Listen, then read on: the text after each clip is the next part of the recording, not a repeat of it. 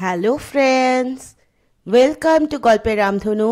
আমি সন্দীপা ফিরে এসেছি সুনীল গঙ্গোপাধ্যায়ের গল্প নিয়ে। গল্প এবং গল্প পাঠ যদি ভালো লাগে তাহলে চ্যানেলটি সাবস্ক্রাইব করার অনুরোধ রইল এবং লাইক, শেয়ার, কমেন্ট করে আমাকে উৎসাহিত করবেন। তাহলে শুরু করা যাক সুনীল গঙ্গোপাধ্যায়ের লেখা জঙ্গলের মধ্যে গম্বুজ।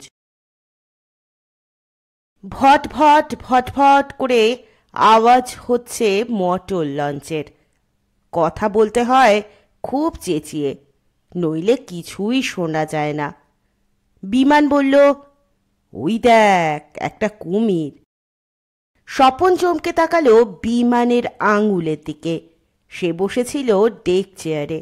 তাড়াতাড়ি উঠে দাঁড়িয়ে বলল, কোথায় কোথায়? বিমান নদীর বুকে এক জায়গায় আঙুল নির্দেশ করে বলল, ওই তো দেখতে পাচ্ছিস না, কত বড় একটা কুমির। স্বপনের চোখে চশমা নেই।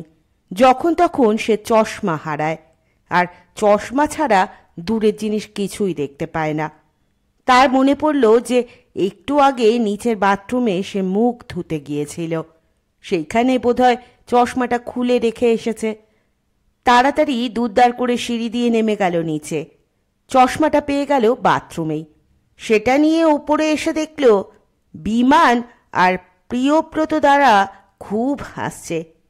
চশমা পরে স্বপন নদীর দিকে তাকিয়ে কোনো কুমিরের চিহ্ন দেখতে পেল না। তার রাগ হলো। নিশ্চয়ই ওরা তার সঙ্গে ঠাট্টা করছে। চশমা ছাড়া সে চোখে ভালো দেখে না বলে বিমান যখন তখন নানা রকম গুল দেয়। বিমান বলল, দেখতে পেলি না?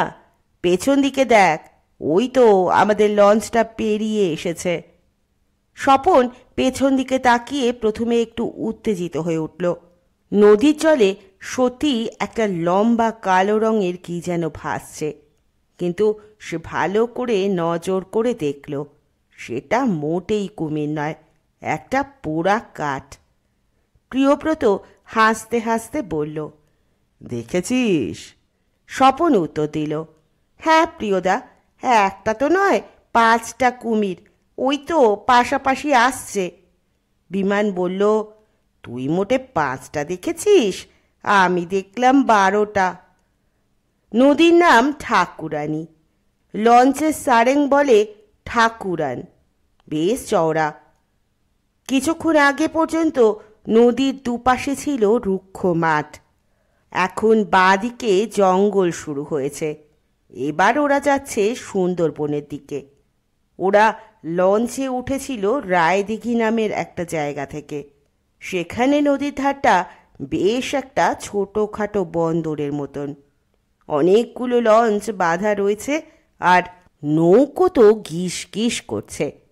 লঞ্চগুলোর বিচিত্র সব নাম: Grihalakshmi, Joymatara, Nilkamal, Lalkamal, star of India, moonlight, অগতির গতি ইত্যাদি।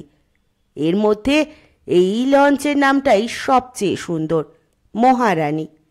লম্বা যেটির শেষ প্রান্তে সরু কাঠের সিঁড়ি পাতা, সেই সিঁড়ি দিয়ে ওরা উঠেছে লঞ্চে। অন্য লঞ্চগুলোতে একসঙ্গে অনেক লোক ওঠে। অগতির গতিতে এত মানুষ উঠেছিল যে দেখে ভয় হচ্ছিল যে কোনো মুহূর্তে ডুবে যাবে। মহারানী কিন্তু প্রিয়দার বন্ধু জ্যোতিদা একলাই ভাড়া নিয়েছে। একটায় মাত্র 10-12 জন লোক। বিমান আর স্বপন এর আগে কখনো লঞ্চে চাপেনি। ঠিক একটা ছোট্টখাট্ট জাহাজেরই মতন। নিচতলায় 4খানা কেবিন, সেখানে উঁচু খাটের ওপর বিছানা পাতা। ইচ্ছে করলে ঘুমোনো যায়। মাথার কাছে গোল গোল কাচের জানলা। এছাড়া রয়েছে খাবার ঘর আর বাথরুম। ওপরতলায় একটা ছোট্ট কাচের ঘরে বসে থাকে সারেং। সেই ঘরের পেছনে আর একটা কেবিন, সেখানেও 2-3 জন শুতে পারে। এখন সেখানে জ্যোতিদা বন্ধুদের সঙ্গে তাস খেলছে। বাইরের ডেকে কয়েকখানা চেয়ার পাতা। মাথার ওপরে মার্চ মাসের রোদ, খুব একটা তাপ নেই।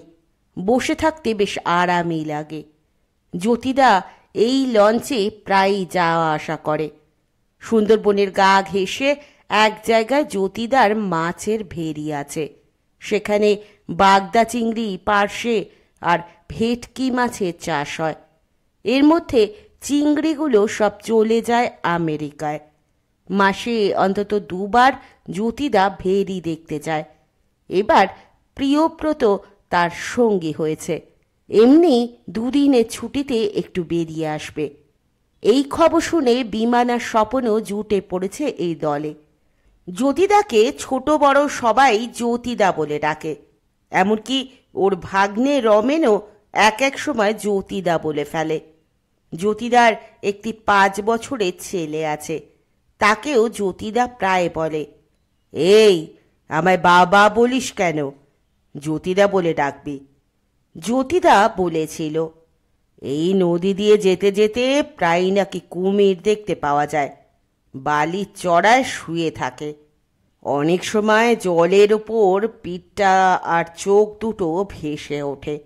দারুণ সব হিংস্র কুমির। সেই জন্য এখানকার নদীতে কেউ সাঁতার কাটার কথা স্বপ্নেও ভাবে না। কখনো কখনো জঙ্গলের ধারে হরিণের পালও দেখা যায়। একবার নাকি বাঘের ডাকও শোনা গিয়েছিল। এইসব শুনে বিমান আর স্বপন দারুণ রোমাঞ্চিত হয়েছিল। সত্যি সত্যি জলজ্যান্ত কুমির আর স্বাধীন হরিণের পাল দেখা কি চারটিখানি কথা।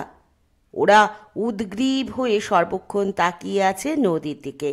কিন্তু 2 ঘন্টা কেটে গেল, কিছু দেখা গেল না।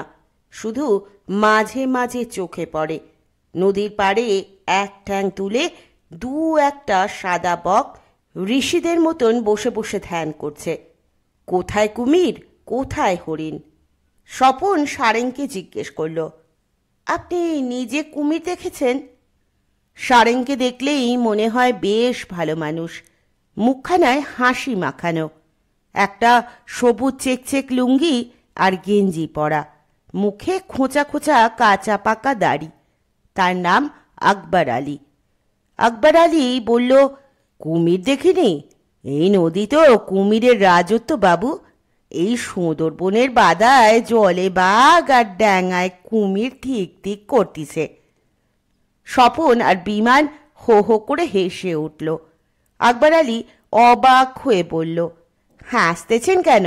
এ কি হাসির কথা? এ ভয়ের কথা। বিমান বলল, জলে বাঘ আর ডাঙায় কুমির। আকবর আলী একটু লজ্জা পেলেও সামলেও নিল সঙ্গে সঙ্গে। চিবুকে হাত বুলিয়ে বলল, উল্টো বলিছি। তা খুব ভুল বলিনি কিন্তু। এখানকার কুমির যখন তখন ড্যাঙায় ওঠে আর বাঘও জলে নামে। বাঘ নদী সাঁতরে এসে নৌকো থেকে ঘুমন্ত মানুষ তুলে নিয়ে যায়। স্বপন লক্ষ্য করেছে যে আকবর আলী কথা বলবার সময় প্রায়ই নিজের গালে কিংবা চিবুকে হাত বুলোয়, যেন নিজেকেই নিজে আদর করে। স্বপন জিজ্ঞেস করল, আপনি নিজের চোখে বাঘ দেখেছেন? আকবর আলী উল্টে জিজ্ঞেস করল, আপনাদের খুব বাঘ দেখার শখ বুঝি? দুজনেই একসঙ্গে উত্তর দিল, হ্যাঁ। ও কথা বলবেন না। সুন্দরবনের বাঘ হলো গে পৃথিবীর সব বাঘের রাজা। ও বাঘের সঙ্গে যদি মানুষের একবার চোখাচোখি হয়, তাহলে সে মানুষ আর সহজে প্রাণ নিয়ে পালাতে পারে না। এ বাঘ না দেখাই ভালো। বিমান জিজ্ঞেস করল, আপনি দেখেছেন কিনা বলুন না। দূর থেকে দেখেছি অনেকবার, তা 15-20 বার তো হবেই। আর খুব কাছ থেকে দেখেছি একবার মাত্র। কত কাছ থেকে? আপনারা যেখানে দাঁড়িয়ে আছেন মনে করেন সেমনি জায়গায়। বিমান আর স্বপন সারেঙের কেবিনের জানলার ধারে দাঁড়িয়ে গল্প করছে। মাত্র 1.5 হাত কিংবা 2 হাত তফাৎ। স্বপন বলল, এত কাছ থেকে বাঘ আপনাকে কিছু করল না? আকবর আলী ঘুরে দাঁড়িয়ে পিঠ থেকে গেঞ্জিটা খানিকটা তুলে বলল, এই দেখেন। সেদিকে তাকিয়ে বিমান আর স্বপন শিউরে উঠল। একটু কাছেই রেলিংয়ের ওপর পা ঝুলিয়ে বসেছিল প্রিয়ব্রত। সেও ওদের সব কথা শুনছিল। সেও ঝুঁকে পড়ে বলল, কই দেখি দেখি। আকবর আলীর পিঠে ফালা ফালা দাগ, এক জায়গায় খানিকটা মাংস নেই, সেখানটায় খানিকটা গোল খোঁদল হয়ে আছে, সেদিকে তাকিয়ে থাকা যায় না। গেঞ্জিটা নামিয়ে আকবর আলী বলল, তখন আমি মাছের নৌকোয় কাজ করি, 21 মতন বয়স। হঠাৎ পড়েছিলাম বড় মিয়ার সামনে। প্রিয়ব্রত বলল, এরা বাক্যে বড় মিয়া বলে। আকবর আলী প্রিয়ব্রতকে বলল, বাবু আপনি নেমে বসেন, ওখান থেকে পড়ে গেলে আর আপনারে বাঁচানো যাবে না।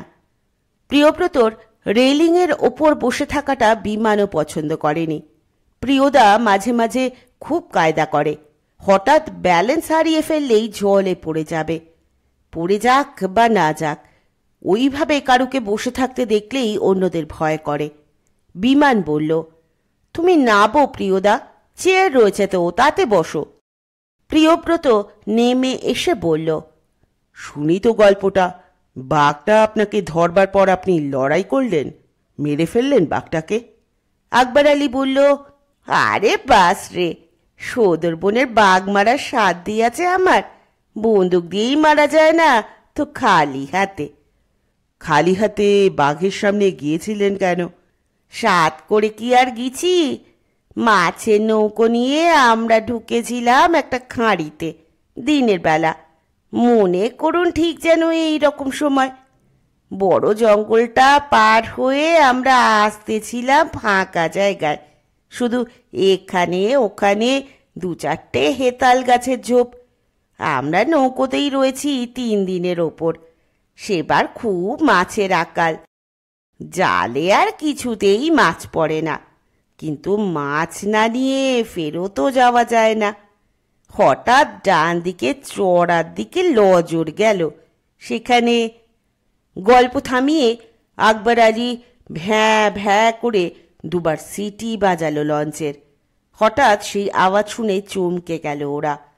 সামনে তাকিয়ে দেখল উল্টো দিক থেকে আর একটা লঞ্চ আসছে। সেই লঞ্চটাও ভ্যাঁ ভ্যাঁ করে সিটি দিল কয়েকবার। যদিও নদী বেশ চওড়া, তবু ওই লঞ্চটা আসছে একেবারে মহারানীর সোজাসুজি, ঠিক যেন ধাক্কা লেগে যাবে। ধাক্কা লাগলো না অবশ্য, সেই লঞ্চটা প্রায় গা ঘেঁষে চলে গেল। সেটা পুরোপুরি মানুষে বোঝায়। স্বপন বলল, এত জায়গা রয়েছে, ওরা উপাস দিয়ে যেতে পারে না? প্রিয়ব্রত বলল, নদী এত বড় দেখালেও মাঝে মাঝে ডুবো চড়া থাকে। একদিকে জল বেশি, একদিকে জল কম। কম জলের দিক দিয়ে যেতে গেলে হঠাৎ লঞ্চের তলা আটকে যায়, তাই না সারেং সাহেব? আকবর আলী বলল, হ্যাঁ ঠিক বলিছেন। এই তো গত শনিবারেও আমার লঞ্চ এমন চড়ায় গিয়ে ঠেকলো যে জোয়ার না আসা পর্যন্ত বসে থাকতে হলো।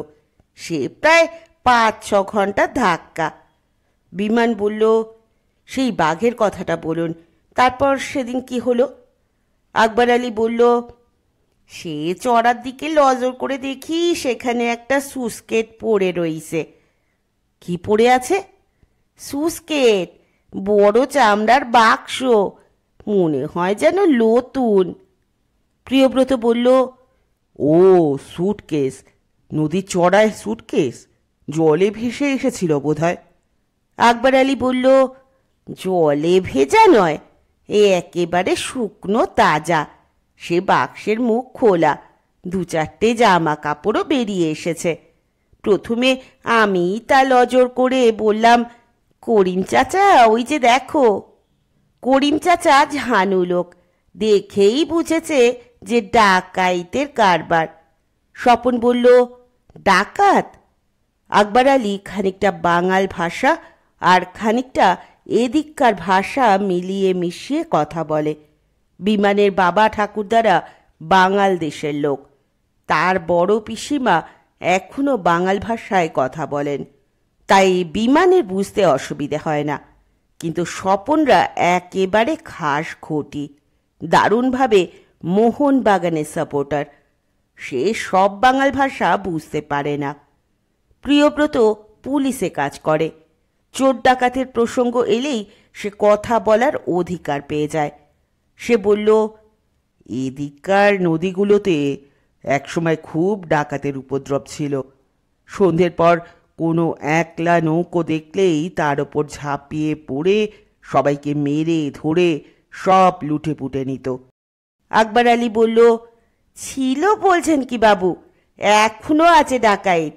গত মাসে সীতারামপুরের কাছে কত বড় ডাকাইতি হয়ে গেল গে। সে তো এমনি ডাকাতি, জলের ওপর ডাকাতি এখন কমে গেছে। না বাবু, কমেনি। সীতারামপুরেও তারা নৌকায় চেপেই এসেছিল। স্বপন বিরক্ত হয়ে বলল, এখন সীতারামপুরের কথা থাক, সেদিন কি হয়েছিল বলুন না। আকবর আলী ট্যাগ থেকে বিড়ি বার করল। প্রিয়ব্রত সঙ্গে সঙ্গে নিজের পকেট থেকে সিগারেটের প্যাকেট বার করে বলল, এই নিন। আকবর আলী একটা সিগারেট ধরিয়ে ঠিক বিড়ির মতন ভঙ্গিতে সেটা টানতে টানতে বলল, তারপর সেই শুষ্কের দেখেই করিম চাচা বলল, আহারে, কার যেন আবার সর্বনাশ হয়েছে রে। কাছাকাছি আর কোনো নৌকা ছিল না, মানুষজনও ছিল না, শুধু শুষ্কেরটা পড়ি থাকতে দেখে অবাক লাগে। জিনিসটা নতুন, তাই দেখে করিম চাচার লোভ হলো। করিম চাচা আমারে বলল, ক্যানিং বাজারে ওই চামড়ার বাক্সটা বিক্রি করলে কোনো না 20-25 টাকা পাওয়া যাবে। কপালে মাছ জোটেনি, খালি হাতে বাড়ি গেলে বউ বাচ্চা খাবে কি? আমি একবার দুবার নিষেধ করলাম, পরে জিনিসে হাত দিলে অনেক বিপদ। করিম চাচা শুনল না, সেই কইল, জোয়ার এলে জিনিসটা ভেসে নষ্ট হয়ে যাবে, তখন তো কারো কোনো কাজে লাগবে না, তাহলে আমরা নিলে কোনো দোষ নাই। নৌকা পাড়ে ভেরানো হলো। আরও দুজন মাঝি মল্লা ছিল, তারাও নিষেধ করলো। সেই সব কথায় কান না দিয়ে করিম চাচার সঙ্গে আমিও লেবে পড়লাম সেই চড়ায়। আপনারা বললে বিশ্বাস করবেন না, সেই চামড়ার বাক্সে নতুন নতুন সব জামা কাপড়ে ঠাসা, একদম নিউ মাল। প্রিয়ব্রত বলল, স্মাগলারদের ব্যাপার হতে পারে, এদিকে চোরাচালানির কারবার খুব চলে। আকবর আলী বলল, আমি আজও জানি না সে বাক্সটা সেখানে কেন পড়েছিল। আমি আর করিম চাচা দুজনে সব জামা কাপড়গুলো ভিতরে ভরে নিয়ে বাক্সটা বন্ধ করতেছি। এমন সময় সামান্য একটু খচখচানি আওয়াজ হলো। সে বাক্সটা দেখে আমি অন্য সব কথা ভুলেই গিয়েছিলাম।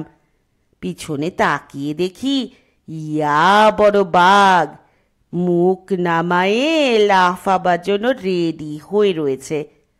বাঘ? হ্যাঁ, বাঘ। সে সমুন্দির পো নিশ্চয়ই অনেকক্ষণ ধরে আমাদের লগ লগ আসতেছিল। জঙ্গল ছাড়ায়ে যেখানে ফাঁকা ফাঁকা সেখানে লুকোয়েছিল হেনতালের ঝোপে। সদর বনের বাঘ এমন করে, 3-4-6 ঘন্টা স্তক মানুষের ওপর নজর রাখে। বাক্স দেখে সে খেয়াল ছিল না আমাদের। করিম চাচা আর কোনো কথা না কয়ে দৌড় লাগালেন, আর তাতেই তার কাল হলো। আমি কাছাকাছি থাকলেও বাঘ সোজা লাফায়ে পড়ল করিম চাচার ওপর। বাঘ করিম চাচার ওপর পড়ে মট করে ভেঙে দিল ঘাড়খানা। সে দৃশ্য দেখেই আমার ভিড়মি খাবার মতন অবস্থা। করিম চাচাকে খতম করে বাঘ তাকালো আমার দিকে। আমি 2 হাতে ঘাড় ঢেকে বালির মধ্যে মুখ ডুবায়ে দিলাম। একটু পর মনে হলো আমার পিঠের ওপর যেন একখানা মুগুরের ঘা দিল কেউ। আর আমার জ্ঞান নাই। কতক্ষণ জ্ঞান হারায়ে ছিলাম জানি না। খানিক পরে চোখ মেলে দেখি কেউ নাই সেখানে। বাঘ নাই, নৌকাও নাই। বাঘ নিশ্চয়ই ভেবেছিল আমিও জানে মরে গেছি, কিন্তু আমার করা জান, তাই বেঁচে গেলাম। আকবর আলী চুপ করে গিয়ে সিগারেটে ঘন ঘন টান দিতেই প্রিয়ব্রত জিজ্ঞেস করল, তারপর কি করলেন? নৌকাটাও পালিয়েছিল? পালাবে না? অত কাছে বাঘ দেখলে সকলেরই জ্ঞানগম্যি চলে যায়। এ এমন সাংঘাতিক জানোয়ার যে অনেক সময় একসঙ্গে 4-5 জন মানুষকেও মেরে দেয়। চোখের সামনে যারেই দেখে তারেই আর বাঁচায় রাখে না। আমি জলের ধার ঘেঁষে উল্টা দিকে দৌড় শুরু করলাম। বোধহয় 1-1.5 ঘন্টা দৌড় দিয়েছিলাম। তখনও আমি জানি না যে বাঘ আমার পিঠ থেকে মাংস খুবলে নিয়েছে। ব্যথা বেদনা কিছুই টের পাই নাই। যান বাঁচাবার জন্যই ব্যস্ত ছিলাম। ওরই মধ্যে বুঝেছিলাম যে যেদিকে জোয়ার, লোকও সেদিকেই তাড়াতাড়ি পালাবে। এক সময় যেই নৌকাটা দেখলাম, অমনি আমার ব্যথা বেদনা সব ফিরে এলো। আর এক পাও দৌড়তে পারলাম না। কোনো রকমে একটা হাঁক দিয়ে আবার অজ্ঞান হয়ে পড়ে গেলাম মাটিতে। প্রিয়ব্রত জিজ্ঞেস করলো, তখন নৌকোর লোকেরা এসে আপনাকে তুলে নিয়েছিল? হ্যাঁ বাবু, পরে ওদের মুখে শুনেছিলাম বাঘটা নাকি সেখানেই বসে করিম চাচার একখানা হাত মড়মড় করে চিবিয়ে খাচ্ছিল, আর গড় গড় শব্দ করে মাঝে মাঝে তাকাচ্ছিল আমার দিকে। তাতে ওরা ভেবেছিল বাঘ আগে করিম চাচাকে শেষ করবে, তারপর আমারে খাবে। গল্প শুনে ওরা খানিকক্ষণ চুপ করে বসে রইল। লঞ্চ চলছে সমান গতিতে। নদীর একপাশে বেশ ঘন জঙ্গল। বিমান আর স্বপন চেয়ে রইল সেদিকে। সুন্দরবনের গাছ পাহাড়ি জঙ্গলের গাছের মতন খুব উঁচু নয়, 1-1.5 তলা মাত্র লম্বা, কিন্তু সেদিকে তাকালেই গা ছমছম করে। বিমান জিজ্ঞেস করল, সারেং সাহেব, এই জঙ্গলে বাঘ আছে? আকবর আলী বলল, ছিল, এক সময় ছিল। এদিকে অনেক বাঘ ছিল, এখন আর নাই। স্বপন নিরাশ হয়ে বলল, যা, আমরা তাহলে বাঘ দেখতে পাবো না? আমাদের ভাগ্যে একটা কুমিরও জুটল না। প্রিয়ব্রত বলল, এই গল্প শুনেও আবার বাঘ দেখতে চাস? তোর সাহস তো কম নয়। বিমান বলল, তবে যে জ্যোতিদা বলেছিল মাঝে মাঝে বাঘের ডাক শোনা যায় এখনো। আকবর আলী বলল, আমরা কলসের ধার দিয়ে যাব। কলস হলো গিয়ে রিজার্ভ বন, সেখানে বাঘ আছে। বিমান বলল, আমরা সেখানে নামবো না একবার? প্রিয়ব্রত বলল, থাক, আর সাহস দেখাতে হবে না, খুব হয়েছে। আকবর বলল, সেখানে নামতে গেলে পারমিট লাগে, নইলে জল পুলিশ ধরবে। প্রিয়ব্রত বলল, ও, রিজার্ভ ফরেস্ট। কলস রিজার্ভ ফরেস্ট টাইগার প্রজেক্টের আন্ডারে, এমনি এমনি যাওয়া যায় না। বিমান বলল, একবার একটুখানি নেমেই উঠে আসবো। প্রিয়ব্রত তাকে এক ধমক দিল। এই সময় তাস খেলা ছেড়ে পেছনের কেবিন থেকে বেরিয়ে এলো জ্যোতিদা।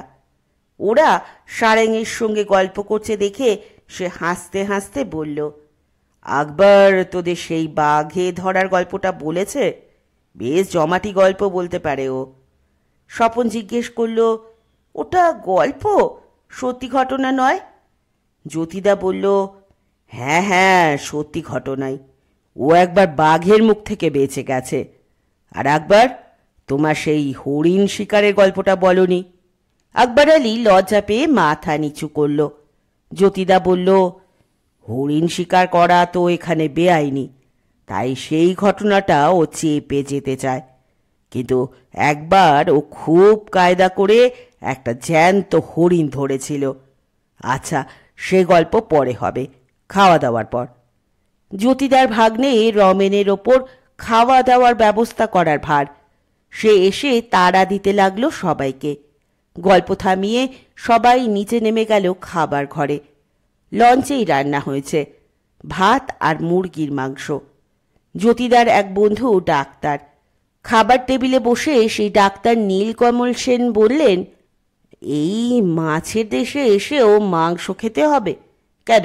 অনেক তো মাছ ধরা নৌকো দেখলাম, কিছু মাছ কিনে নিলে হতো না? জ্যোতিদা বলল, চলো না আমার ভেরিতে, কে কত মাছ খেতে পারে দেখব। সেই ভেরিতে পৌঁছতে আরও ঘন্টা দুয়েক লাগবে।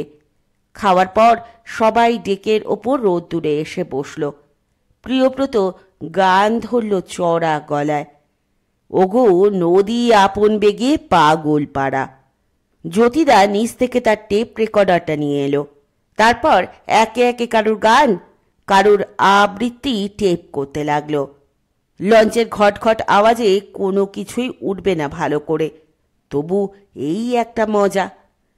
আকবর আলী তার এক সহকারীর ওপর লঞ্চ চালাবার ভার দিয়ে বাইরে এসে ওদের গান শুনছে, আর এক দৃষ্টে চেয়ে আছে টেপ রেকর্ডারটার দিকে। একবার সে কৌতূহল চেপে রাখতে না পেরে বলেই ফেলল, এই যন্ত্রে মানুষের গলার আওয়াজ থেকে যায়, মানুষ মরে গেলেও থেকে যাবে। জ্যোতিদা বলল, হ্যাঁ থাকবে, তুমি একটা রেকর্ড করবে নাকি আকবর? একটা গান গাও। সে সারা শরীর মুচড়ে শিশুদের মতো লজ্জা পেয়ে বলল, আগে আমি গান জানি না। সবাই মিলে আকবরকে জোড়াজুড়ি করতে লাগলো। আকবর বারবার মাথা নেড়ে বলতে লাগলো, না না আমি গান জানি না। জ্যোতিদা বলল, যা হোক কিছু করো একটা, গান না পারো বক্তৃতা দাও, থিয়েটারের কোনো পার্ট বলো। আকবর আলী বলল, তাহলে একটা পদ্য বলি, শুনবেন? এবার সবাইকে আকবর আলী চমকে দিল দারুণভাবে। চোখ বুজে বসে রইল খানিকক্ষণ, তারপর হঠাৎ বলতে শুরু করলো, মনে করো যেন বিদেশ ঘুরে মাকে নিয়ে যাচ্ছি অনেক দূরে, তুমি যাচ্ছ পালকিতে মাচড়ে। সবাই অবাক। লুঙ্গি আর গেঞ্জি পরা লঞ্চের সারেংয়ের মুখে রবীন্দ্রনাথের কবিতা। সকলে ভেবেছিল সে কোনো গ্রামের ছড়াটড়া শোনাবে। মাঝপথে কবিতাটা থামিয়ে আকবর চোখ খুলে বলল, আর মনে নাই, আমি ক্লাস 7 পর্যন্ত পড়েছিলাম স্কুলে, তারপর আর বই টই পাই নাই। বিমানের দিকে তাকিয়ে আকবর আলী বলল, ওই যে বাম দিকের জঙ্গলটা দেখতেছেন, ওর নাম কলস, ওখানে বাঘ আছে। জ্যোতিদা উঠে দাঁড়িয়ে বলল, ওই যে সামনে দেখতে পাচ্ছিস, ওই দিকে সমুদ্র। সবাই উঠে দাঁড়িয়ে তাকালো সামনে। সত্যি সামনের দিকটা ধু ধু করছে, দিগন্ত পর্যন্ত আর কোনো বাধা নেই। বিমান আর স্বপন দুজনেই একবার দীঘায় বেড়াতে গিয়ে সমুদ্র দেখেছে, কিন্তু একটা নদীর ওপর দিয়ে লঞ্চে করে যেতে যেতে সমুদ্র পর্যন্ত পৌঁছে যাওয়া দারুণ ব্যাপার। এই রকম জায়গাকেই বলে নদীর মোহনা। মোহনা কথাটা ভূগোল বইতেই পড়েছে ওরা, চোখে কখনো দেখেনি আগে। স্বপন বলল, এ কি, লঞ্চের মুখ ঘুরছে যে, আমরা সমুদ্রে যাব না? জ্যোতিদা বলল, না, সমুদ্রে গিয়ে কি করব, আমরা এবার যাব ডান দিকে। বিমান বলল, এত কাছে এসেও সমুদ্র দেখব না? জ্যোতিদা চলো একটু ঘুরে আসি। জ্যোতিদা বলল, এখন সমুদ্রে ঘুরে আসতে গেলে অনেক সময় লেগে যাবে, ভেরিতে পৌঁছতে হবে সন্ধ্যের আগে, নইলে অসুবিধে হবে খুব। প্রিয়ব্রত বলল, কতক্ষণ আর লাগবে, ওই তো সমুদ্র দেখা যাচ্ছে। জ্যোতিদা বলল, এখন ভাটার সময়, সমুদ্রে গেলে সহজে ফিরতে পারবো না, এখন থাক, যেদিন ফিরবো সেদিন সমুদ্র ঘুরে যাব। সারেং নিজে এখন লঞ্চ চালাচ্ছে। ডান দিকে অনেকখানি ঘুরে ওরা আর একটা সরু নদীতে ঢুকল। কলসের জঙ্গল পড়ে রইল পেছনে। স্বপন জিজ্ঞেস করল, এই নদীটার কি নাম? জ্যোতিদা বলল, এটা নদী নয়, এটা একটা খাল, এটার একটা সুন্দর নাম আছে। আহা, কি যেন নামটা? ও সারেং ভাই, এই খালটার কি নাম? সারেং উত্তর দিল, সোনা টিকরি। জ্যোতিদা বলল, এরা বলে সোনা টিকরি, আসল নাম হলো সোনা ঠিকরি। কেন এই নাম হলো জানিস? আচ্ছা, তোদের একটা জিনিস দেখাচ্ছি। আমার এই আঙুলের সোজা চেয়ে দেখ, কিছু দেখতে পাচ্ছিস? স্বপন আর বিমান চোখ সরু করে নজর করবার চেষ্টা করলো, কিছু দেখতে পাচ্ছে না। জ্যোতিদা যেদিকে আঙুল তুলে আছে সেদিকেই শুধু জঙ্গল। প্রিয়ব্রত বলল, হ্যাঁ, আমি দেখতে পাচ্ছি একটা উঁচু মতন কি জিনিস। জ্যোতিদা বলল, ওটা একটা গম্বুজ, আর একটু কাছে গেলে আরও ভালো করে দেখতে পাবি। ওই গম্বুজের মাথায় একটা কলসি বসানো ছিল, বহু দূর থেকে দেখা যেত সেটা ঝকঝক করছে। প্রিয়ব্রত জিজ্ঞেস করল, তুই দেখেছিস?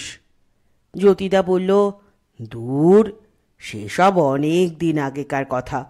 পর্তুগিজরা নাকি কামান দেগে সেই সোনার কলসিটা নামাবার চেষ্টা করেছিল।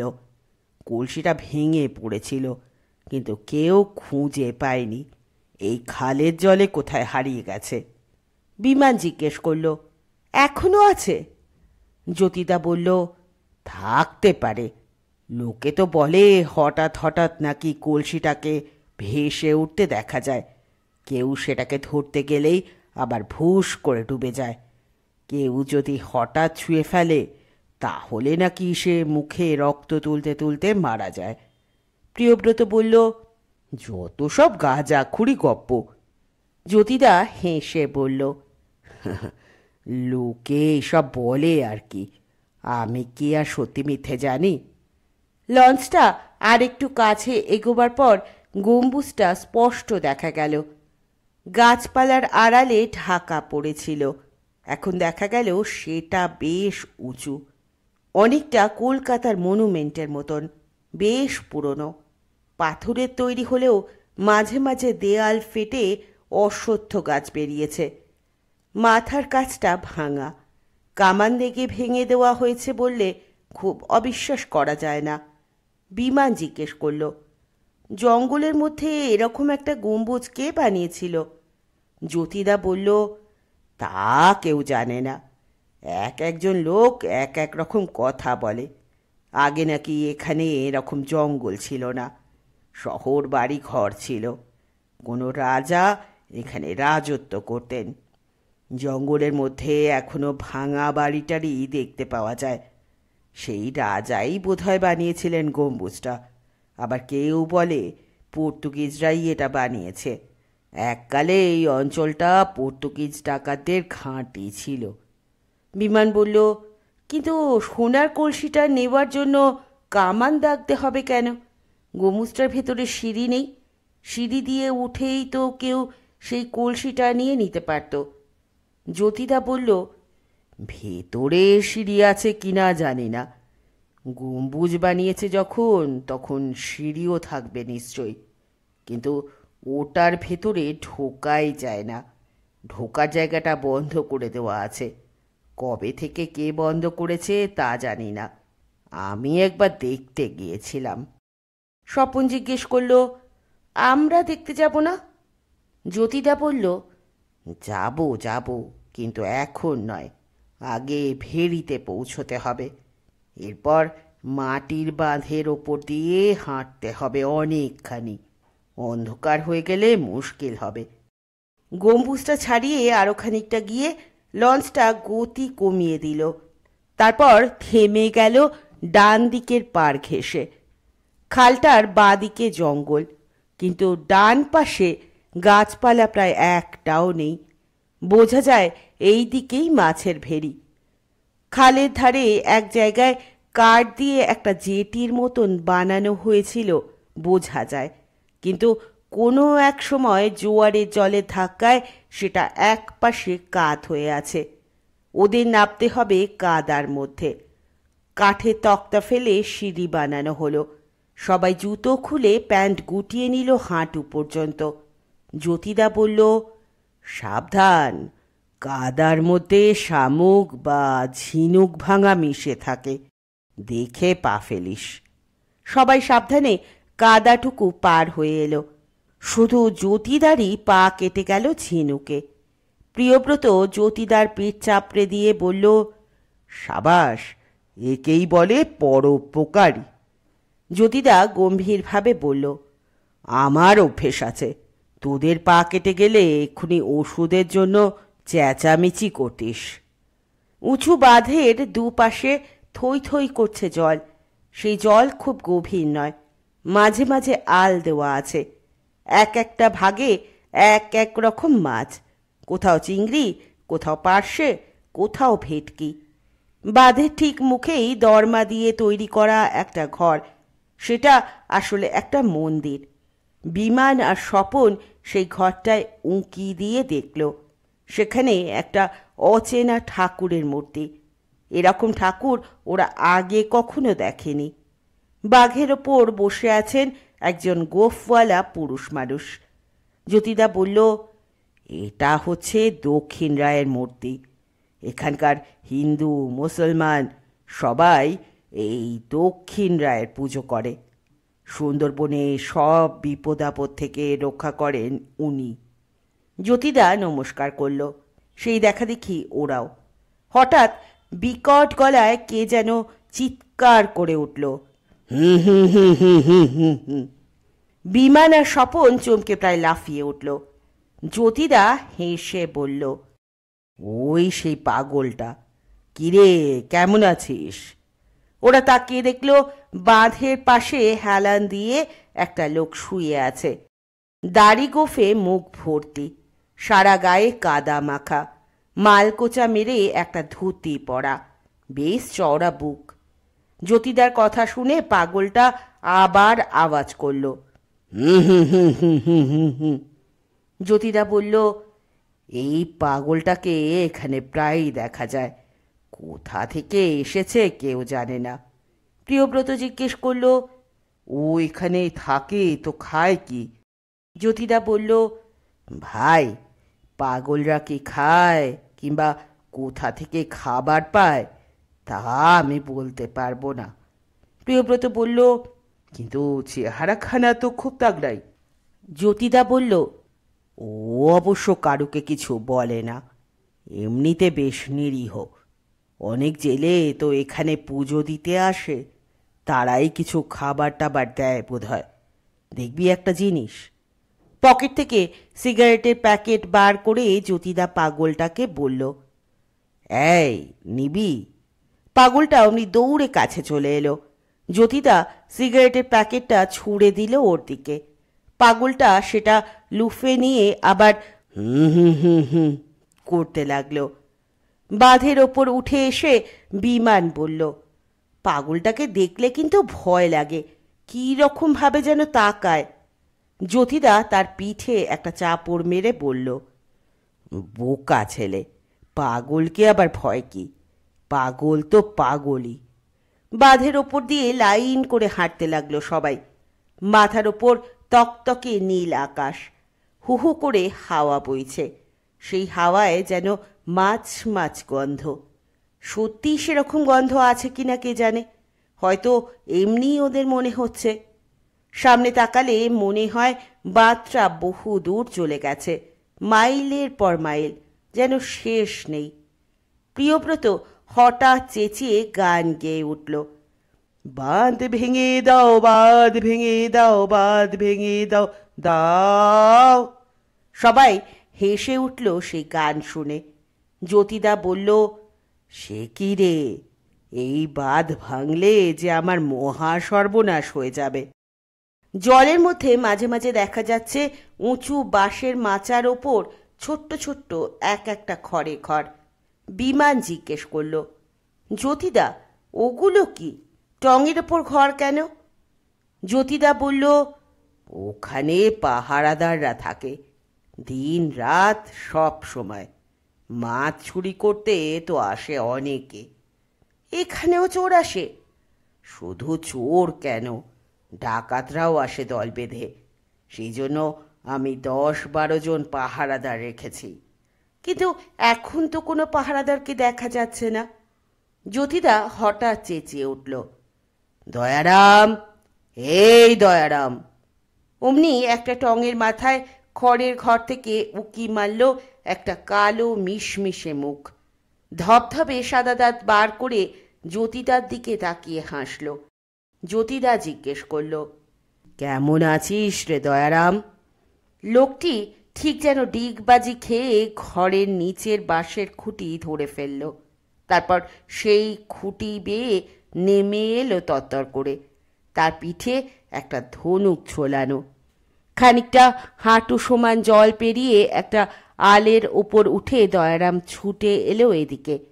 একটা খাকি হাফ প্যান্ট পরা খালিকা। ওর বুক দেখলে মনে হয় গরিলার চেয়েও ওর গায়ের জোর বেশি। লোকটি কাছে এসে জ্যোতিদাকে হাত জোর করে নমস্কার করে বলল, তুই এসেছিস বাবু? বহুদিন বাদে এলি না? জ্যোতিদা বলল, কই, আগের অমাবস্যাতেই তো এসেছিলাম। তারপর জ্যোতিদা ওর কাঁধে হাত রেখে বলল, এই দয়ারাম আমাকে খুব ভালোবাসে, ঠিক ভাইয়ের মতন। ওকে আমি নিয়ে এসেছি সাঁওতাল পরগনা থেকে। দয়ারাম বলল, একটা সিগারেট দে বাবু। জ্যোতিদা পুরো একটা সিগারেটের প্যাকেটই দিয়ে দিল তাকে। সেটা নিয়ে দয়ারাম আবার ছুটে ফিরে গেল নিজের জায়গায়। বিমান বলল, জ্যোতিদা, তোমার কাছে কতগুলো সিগারেটের প্যাকেট থাকে?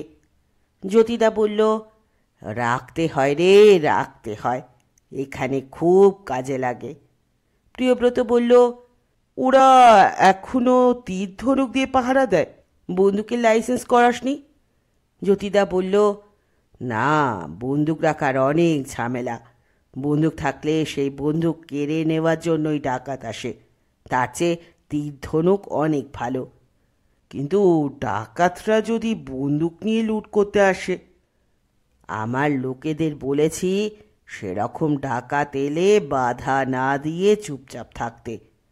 একদিনে আর কত মাছ লুট করবে, করুক, কিন্তু বন্দুক নিয়ে মানুষ খুনোখুনি আমি চাই না। তীর ধনুকে মানুষ মরে না? দয়ারাম ইচ্ছে করলে বন্দুকের এগেনস্টেও লড়ে যেতে পারে, কিন্তু আমি ওকে বারণ করেছি।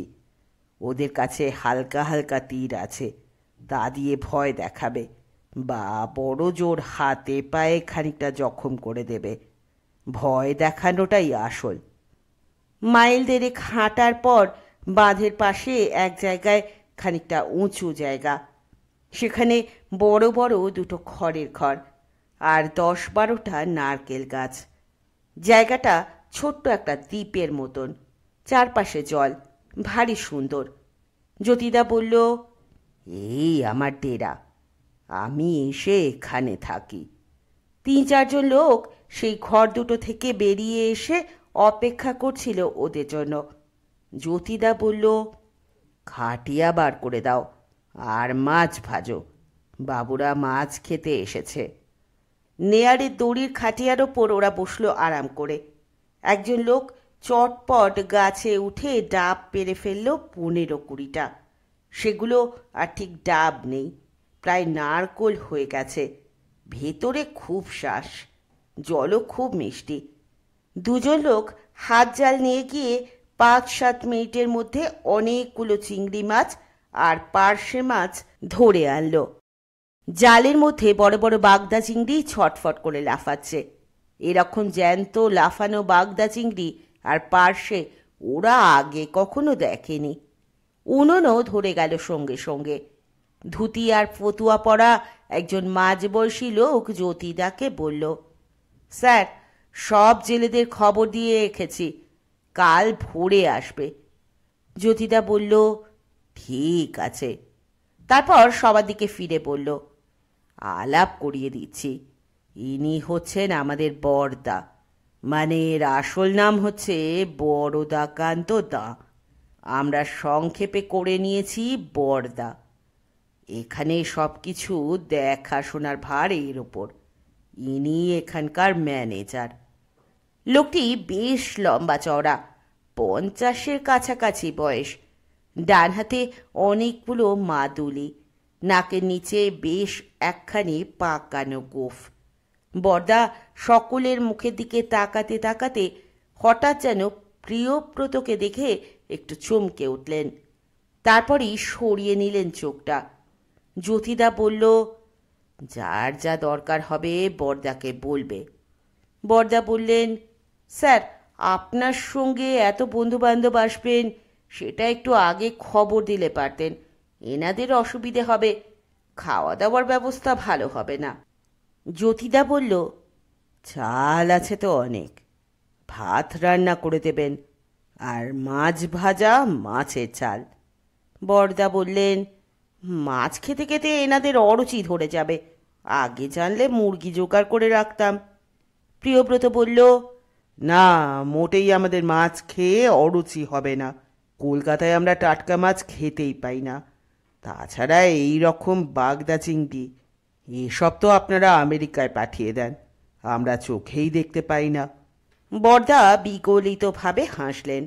তারপর বললেন, ঠিক আছে, আমি তাড়াতাড়ি রান্না চাপাবার ব্যবস্থা করে দিচ্ছি।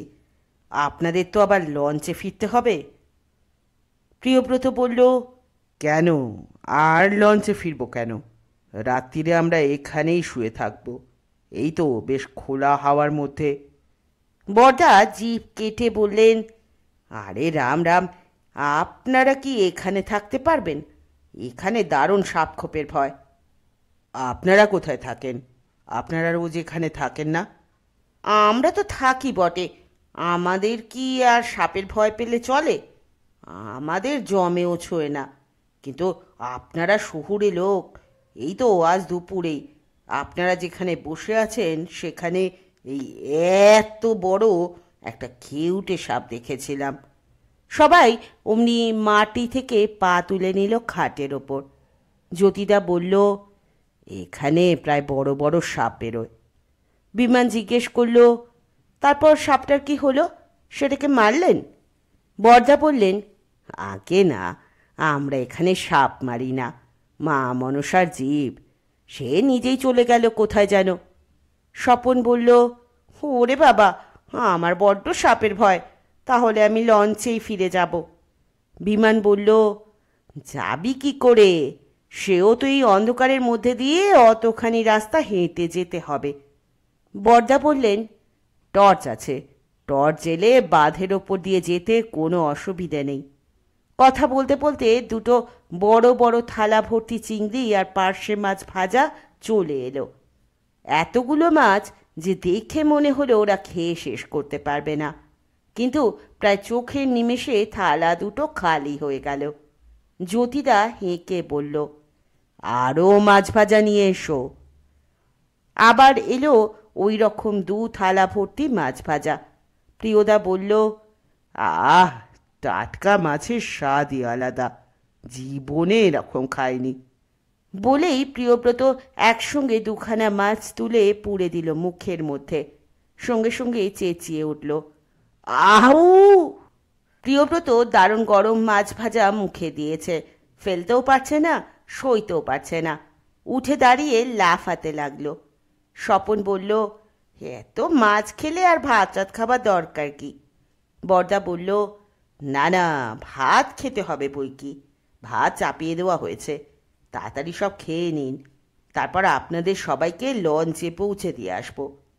প্রিয়ব্রত জ্যোতিদাকে জিজ্ঞেস করল, অন্যবার এসে তুই কোথায় থাকিস? জ্যোতিদা বলল, আমি এখানেই থাকি, আমার অভ্যেস হয়ে গেছে। বরদা বললেন, বাবু তো এখন শহুরে লোক নেই, এখন আমাদেরই মতন একজন হয়ে গেছেন, উনি সাপটাপ দেখলেও ভয় পান না। প্রিয়ব্রত বলল, তাহলে আমিও আজ রাতে এখানে থাকবো। বিমান সঙ্গে সঙ্গে বলল, আমিও। স্বপনটা ভীতু, ও ফিরে যাক লঞ্চে। স্বপন বলল, আমি সাপকে ভয় পাই, কিন্তু বাঘকে ভয় পাই না। বিমান বলল, যা যা, তুই কুকুর দেখলেই ভয় পাস, বাঘ দেখলে তো অজ্ঞান হয়ে যাবি। স্বপন বলল, আচ্ছা, বাঘ আসুক, তখন দেখবি আমি অজ্ঞান হই কি না। এসব জায়গায় রাত্রির হয় খুব তাড়াতাড়ি। দেখতে দেখতে ঝুপঝুপ করে অন্ধকার নেমে গেল। ভাত রান্নাও হয়ে গেছে এর মধ্যে। ঠিক এইরকম সন্ধেবেলাতেই কারোর খেয়ে নেওয়ার ইচ্ছে নেই।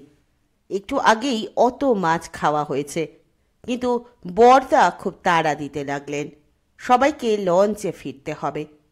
প্রিয়ব্রত ফিরবে না, সে জ্যোতিদার সঙ্গেই থাকবে। বিমানও যেতে রাজি হলো না। চারদিকে জল, মাঝখানে একটা ছোট দ্বীপের মতন। এরকম জায়গায় রাত কাটাবার আনন্দ সে ছাড়তে চায় না। স্বপন অবশ্য ফিরে যাবেই, তার সাপের ভয় বড্ড বেশি। বরদা সবাইকে তাড়া দিয়ে রওনা করিয়ে দিলেন। রমেনদা রাস্তা চেনে, সে বাঁধের ওপর দিয়ে সবাইকে টর্চের আলোয় পথ দেখিয়ে নিয়ে গেল। বিমান শুয়ে পড়ল বাইরের খাটিয়ায়। জ্যোতিদা ঘরের মধ্যে জামা কাপড় বদলাবার জন্য যেতেই প্রিয়ব্রত তার সঙ্গে সঙ্গে গেল। তারপর নিচু গলায় জ্যোতিদাকে জিজ্ঞেস করল, এই বড়দাকান্ত দা লোকটা কেমন রে? জ্যোতিদা বলল, ভালোই, খুব কাজের লোক। ওকে কতদিন ধরে চিনিস? বছর 5 হবে। ওর সঙ্গে আমার আলাপ জামশেদপুর স্টেশনে। ট্রেন লেট ছিল, অনেকক্ষণ বসেছিলাম।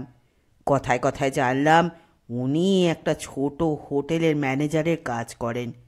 ওর ছেলে মেয়ে বউ কেউ নেই, সংসারে কোনো আত্মীয় স্বজনও তেমন নেই, একা মানুষ।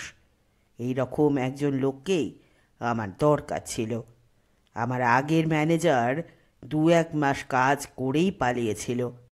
এরকম ফাঁকা জায়গায় তো দিনের পর দিন সকলে থাকতে ভালো লাগে না। ওকে অফার দিলাম, উনি সঙ্গে সঙ্গেই রাজি হয়ে গেলেন। কাজ বেশ ভালোই করছেন। কিন্তু আমার একটা ব্যাপারে সন্দেহ হচ্ছে। কি? আমি যে পুলিশে কাজ করি তা উনি জানেন।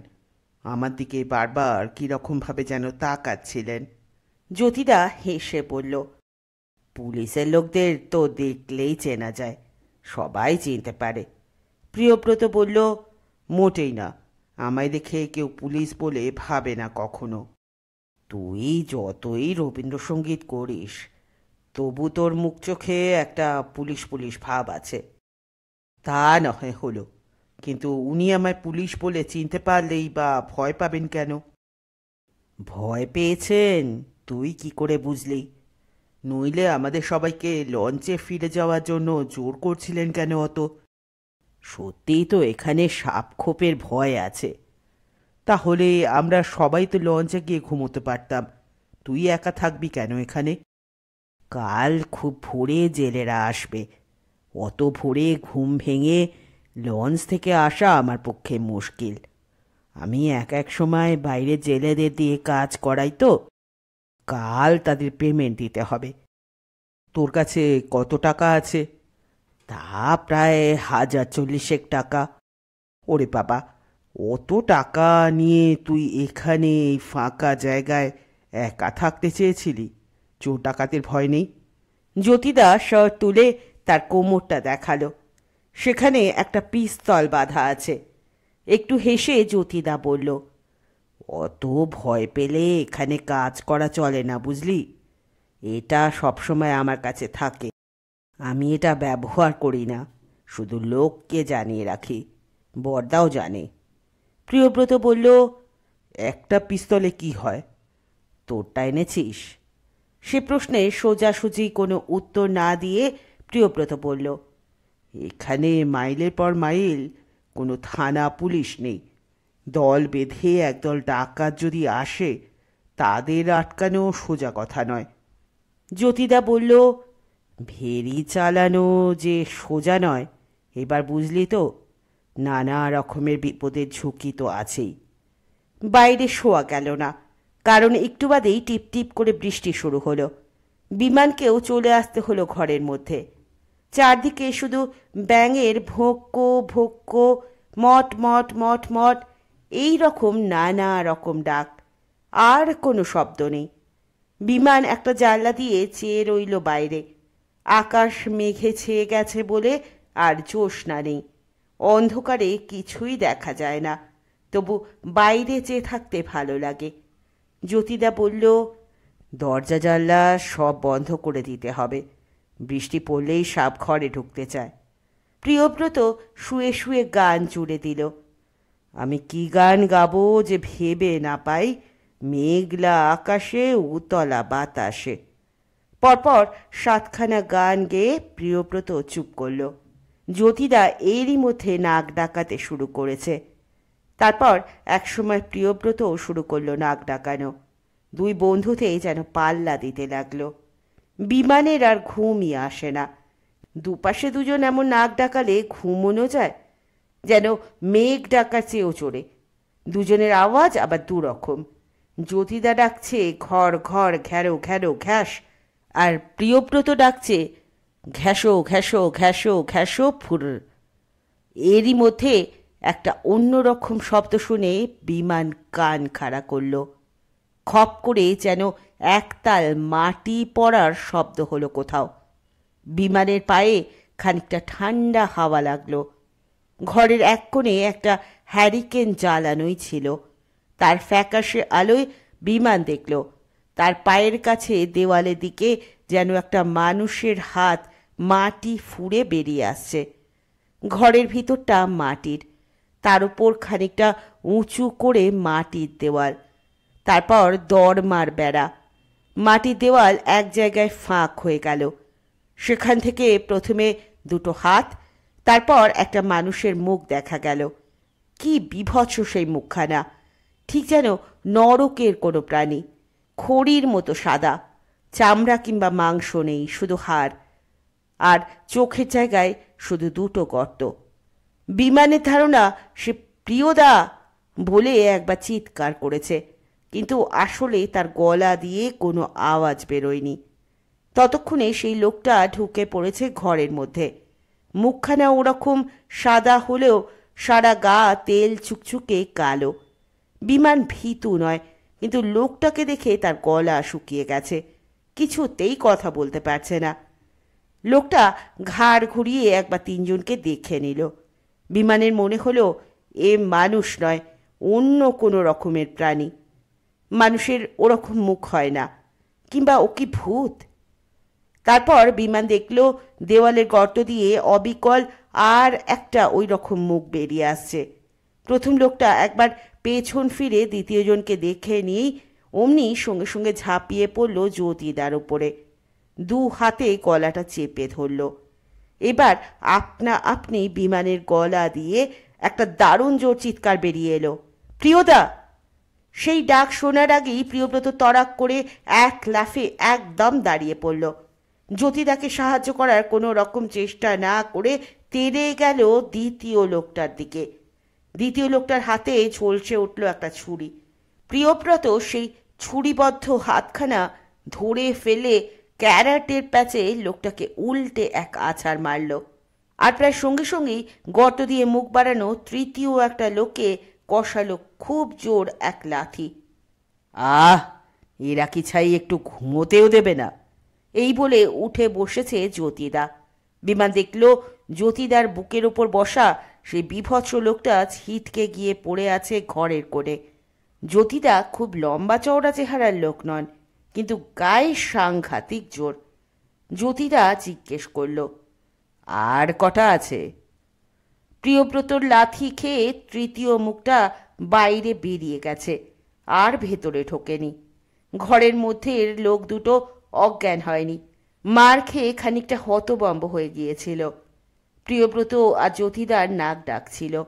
তারই মধ্যে যে উঠে এরকম লড়াই শুরু করবে ওরা ভাবতেই পারেনি।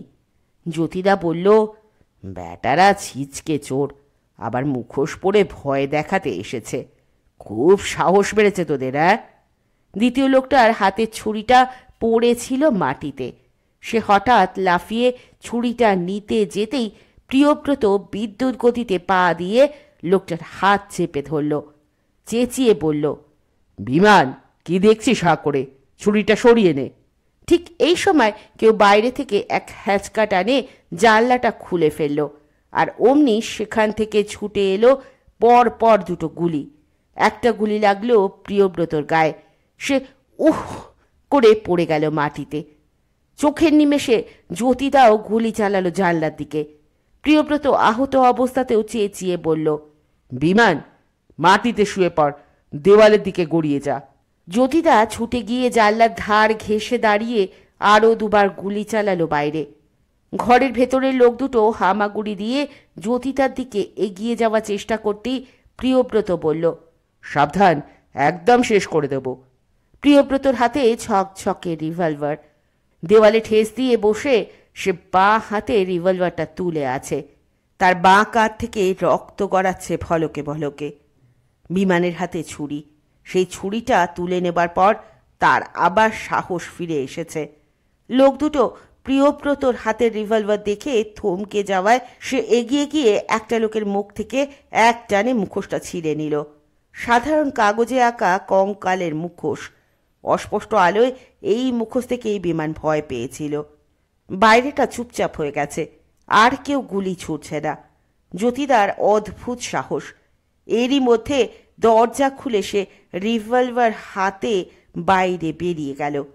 একটু বাদেই ফিরে এসে অবজ্ঞার সঙ্গে বলল, না, আর কেউ নেই, ভয় পালিয়েছে। একটা লোকে চুলের মুঠি চেপে ধরে জ্যোতিদা জিজ্ঞেস করল, কিরে, কোথা থেকে এসেছিস তোরা? লোকটা কোনো কথা বলল না। প্রিয়ব্রত বলল, লোক দুটোকে বেঁধে ফেল। জ্যোতিদা জিজ্ঞেস করল, তোর বেশি লাগেনি তো প্রিয়ব্রত? প্রিয়ব্রত বলল, গুলি ভেতরে ঢোকেনি মনে হচ্ছে, আমি ঠিক আছি। আমাদের সঙ্গে তো ডাক্তার আছেই, সকালবেলা দেখিয়ে নেব। তুই দড়ি দিয়ে ওদের বাঁধ। দড়ি পাবো কোথায়? পাশের ঘরে আছে বোধহয়। গুলির শব্দেও ওদের ঘুম ভাঙেনি পাশের ঘরে? কেউ তো এলো না। দেখ তো তোর বরদা পালিয়েছে কিনা, আমার সন্দেহ হচ্ছে। জ্যোতিদা বেরিয়ে গেল। একটু বাদেই জ্যোতিদা সেখান থেকে চেঁচিয়ে ডাকল, বিমান, বিমান। বিমান প্রিয়ব্রতর দিকে তাকালো। প্রিয়ব্রত বলল, যা দেখে আয় কেন ডাকছে, ছুরিটা সঙ্গে নিয়ে যা। বিমান দরজার বাইরে একবার ভয়ে ভয়ে উকি দিল। যদি অন্য ডাকাতগুলো এখনো লুকিয়ে থাকে। ওদের কাছে বন্দুক আছে, কিন্তু জ্যোতিদা এমন সাহসের সঙ্গে ঘোরাঘুরি করছেন। এই সময় ওর ভয় পাওয়া মানায় না। সে এক দৌড়ে ঢুকে গেল অন্য ঘরটায়। সেখানে এক অদ্ভুত দৃশ্য। বরদা আর দুজন লোকের হাত পা মুখ বাঁধা। তারা তিনজনেই কথা বলার চেষ্টা করছে, কিন্তু শুধু বু বু ছাড়া কোনো শব্দই বেরোচ্ছে না। জ্যোতিদা বলল, ছুরিটা এনেছিস? ওদের বাঁধনগুলো কেটে দে। বিমান ছুরি দিয়ে ওদের হাত পায়ের দড়ি আর মুখের কাপড় কেটে দিল। অমনি তিনজনই চেঁচামেচি শুরু করে দিল একসঙ্গে। কারোর কথাই বোঝা গেল না। এমন সময় বাইরে জলের মধ্যে ঝপাস করে শব্দ হলো খুব জোরে। জ্যোতিদা আর বিমান দরজার কাছে এসে দেখলেও কি যেন একটা বড় জিনিস জলের মধ্যে পড়ে হ্যাঁচড় প্যাঁচড় করে দূরে পালাবার চেষ্টা করছে। পাশের ঘর থেকে প্রিয়ব্রত চিৎকার করে বলল, সাবধান, একজন পালিয়েছে। রিভলভারটা উঁচু করে জ্যোতিদা বলল, একটা গুলিতেই ওকে শেষ করে দিতে পারি, কিন্তু শুধু শুধু মানুষ মেরে কি হবে? সকলে চলে এলো প্রিয়ব্রতর কাছে। বিমান যে লোকটার মুখোশ ছিঁড়ে ফেলেছিল সেই লোকটাই পালিয়েছে। বাকি লোকটা মাথার উপর হাত তুলে বসে আছে হাঁটু গেড়ে। জ্যোতিদা সেই লোকটারও মুখোশ ছিঁড়ে ফেলে দিয়ে বলল, বরদা, দেখুন তো লোকটাকে চিনতে পারেন কিনা। হ্যারিকেনটা কাছে নিয়ে এসে লোকটার মুখের দিকে তুলে দেখে বরদা বললেন, না, একে তো আগে কখনো দেখিনি। বরদার সঙ্গে লোক দুজন হঠাৎ ঝাঁপিয়ে পড়ে ওই লোকটিকে দারুণ মারধর শুরু করলো। জ্যোতিদা বাধা দিয়ে বলল, আরে কি করছো? লোকটা মরেই যাবে যে, থামো, কাল ওকে পুলিশের হাতে ধরিয়ে দিতে হবে। পাশের ঘর থেকে দড়ি এনে লোকটাকে বেঁধে ফেলা হলো। জ্যোতিদা প্রিয়ব্রতর ক্ষতটা পরীক্ষা করে দেখে বলল, না, গুলিটা ভেতরে ঢোকেনি। এরা সাধারণত পাইপ গান ব্যবহার করে। খুব সামনাসামনি থেকে টিপ না করলে তা দিয়ে মানুষ মারা যায় না। পাইপ গানে একসঙ্গে বেশি গুলিও ছোড়া যায় না। তাই আমার রিভলভার দেখে ওরা ভয় পালিয়েছে। বরদা বললেন, আগে কোনোদিনও এখানে চুরি ডাকাতি হয়নি, হঠাৎ আজই। জ্যোতিদা বললেন, আমার কাছে যে টাকা রয়েছে ওরা সেই খবর পেয়েছে। কি করে পেল? বরদা বললেন, সেটাও তো আশ্চর্যের কথা। প্রিয়ব্রত বলল, এখানে আরও বেশি লোকজন থাকলে ওরা আসতে সাহস করতো না। আপনি সবাইকে জোর করে লঞ্চে পাঠিয়ে দিলেন কেন? বরদা বললেন, স্যার, আমি কি করে বুঝবো যে আজই ডাকাত আসবে?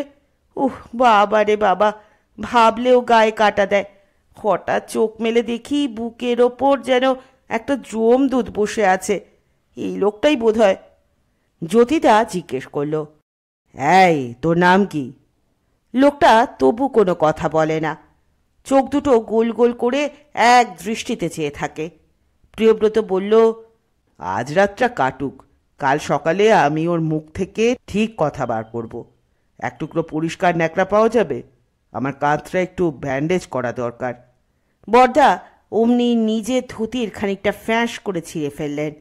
জ্যোতিদা তাই দিয়ে একটা ব্যান্ডেজ বেঁধে দিল কোনো রকমে। প্রিয়ব্রত বলল, রাত এখনো অনেক বাকি, বসে থেকে তো লাভ নেই, শুয়ে পড়া যাক। বরদা বললেন, স্যার, আমরাও এ ঘরে থাকবো, ওরা যদি আবার ফিরে আসে? জ্যোতিদা বলল, আর আসতে সাহস করবে না। আপনারা এ ঘরে থাকতে চান থাকুন, খাটগুলো নিয়ে আসুন তাহলে। বরদা বললেন, খাট আনতে হবে না, আমরা এখানেই বসে থাকছি, এই লোকটাকে তো পাহারা দিতে হবে।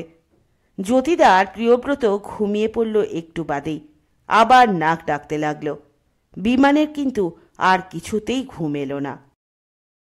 ভোরের আলো ফুটবার সঙ্গে সঙ্গেই শোনা গেল অনেক মানুষের গলার আওয়াজ। বাঁধের ওপর দিয়ে প্রায় 150-200 জন লোক আসছে সার বেঁধে। বরদা তখন জ্যোতিদাকে ডেকে বললেন, বাবু উঠুন। জ্যোতিদা নাক ডাকা থামালো বটে, কিন্তু চোখ নাক খুলেই বলল, চা। বরদা বললেন, হ্যাঁ চা করছি, জেলেরা সব এসে গেছে। আশ্চর্য ঘুমের ওপর দখল জ্যোতিদার, যখন তখন ঘুমিয়ে পড়তে পারে, আবার ঠিক সময় জেগে ওঠে। জেলেরা আসছে শুনে জ্যোতিদা অমনি উঠে পড়ল সঙ্গে সঙ্গে। তারপরই কয়েকটা ডন বৈঠক দিয়ে নিল, মুখে বলল, বাহ, শরীরটা বেশ ভালো লাগছে আজ। দরজা দিয়ে বেরুতে যেতেই সেই হাত পা বাঁধা চোরটাকে দেখতে পেয়ে জ্যোতিদা রীতিমতো অবাক হয়ে বলল, আরে এ লোকটাকে? তার চেয়েও বেশি অবাক হলেন বরদা। তিনি চোখ কপালে তুলে বললেন, এই তো সে কাল রাতের লোকটা। জ্যোতিদা তবু বুঝল না, বলল, রাত্রিরের লোকটা মানে? এর হাত পা বাঁধা কেন? চোরটা পর্যন্ত হাঁ হয়ে গিয়ে গোল গোল চোখ করে তাকিয়ে আছে। বিমান উঠে এসে দাঁড়ালো জ্যোতিদার পাশে। জ্যোতিদার কি হঠাৎ স্মৃতিশক্তি নষ্ট হয়ে গেছে? অনেক বইতে এসে পড়েছে যে হঠাৎ কোনো আঘাত লাগলে মানুষ সব কিছু ভুলে যায়। কাল মারামারির সময় জ্যোতিদার সেরকম কিছু আঘাত লেগেছে। সে বলল, জ্যোতিদা, তোমার মনে নেই এই লোকটা কাল তোমার বুকের ওপর চেপে বসেছিল? জ্যোতিদা এক গাল হেসে বলল, সত্যি সত্যি বসেছিল? আমি ভাবলাম বুঝি স্বপ্ন দেখেছি। এই বেটা, আমার বুকের ওপর বসেছিলি কেন রে? বিমান বলল, ওরা গুলি চালালো, আপনি গুলি চালালেন। জ্যোতিদা বলল, সত্যি গুলি চালিয়েছি? আমি ঘুম থেকে উঠেই ভাবছি কাল রাতে খুব একটা ফাইটিংয়ের স্বপ্ন দেখেছি, তাহলে গুলি ফুলিগুলো আমি ঘুমের মধ্যেই চালিয়েছি। প্রিয়ব্রত গোলমাল শুনে উঠে পড়েছে। সে এসে জ্যোতিদাকে বলল, ধন্য ঘুম বটে বাবা তোর। জ্যোতিদা বলল, আরে তোর কাঁধে চোট লেগেছে? এটাও আমি স্বপ্নে দেখেছিলাম। আবার স্বপ্ন বলছিস? এই লোকটাকে আর বেঁধে রেখে কি হবে? বরদা, একে ছেড়ে দিন। প্রিয়ব্রত বলল, না না, ছেড়ে দেওয়া হবে কেন? কাল ডাকাতি করতে এসেছিল। জ্যোতিদা নিজের বুকে গুম গুম করে কিল মেরে বলল, আরে আমার নাম জ্যোতি দে, এরকম 2-4টে ডাকাত ফাকাত আমার কিচ্ছু করতে পারবে না। প্রিয়ব্রত বলল, থাক থাক, খুব হয়েছে, কিন্তু এই লোকটাকে এখন ছাড়া হবে না, আগে ওর পরিচয় জানা দরকার। আমার জেলেরা এসে গেছে, আমি এখন সারা সকাল ব্যস্ত থাকব। এসব চোর ডাকাত নিয়ে সময় কাটালে আমার চলবে কেন? তোকে কিছু করতে হবে না, আমি ওকে দেখব। আগে এক কাজ কর, এই লোকটাকে বাইরে নিয়ে যাওয়া যাক। বাইরে জেলেরা এসে ভিড় করে দাঁড়িয়েছে। ছোট্ট দ্বীপটায় সবার জায়গা হয়নি, অনেকে দাঁড়িয়ে আছে বাঁধের ওপর। জ্যোতিদা তাদের দিকে হাত উঁচু করে বক্তৃতার ঢঙে বলল, ভাই সব, তোমরা এসে গেছো, আমি খুশি হয়েছি।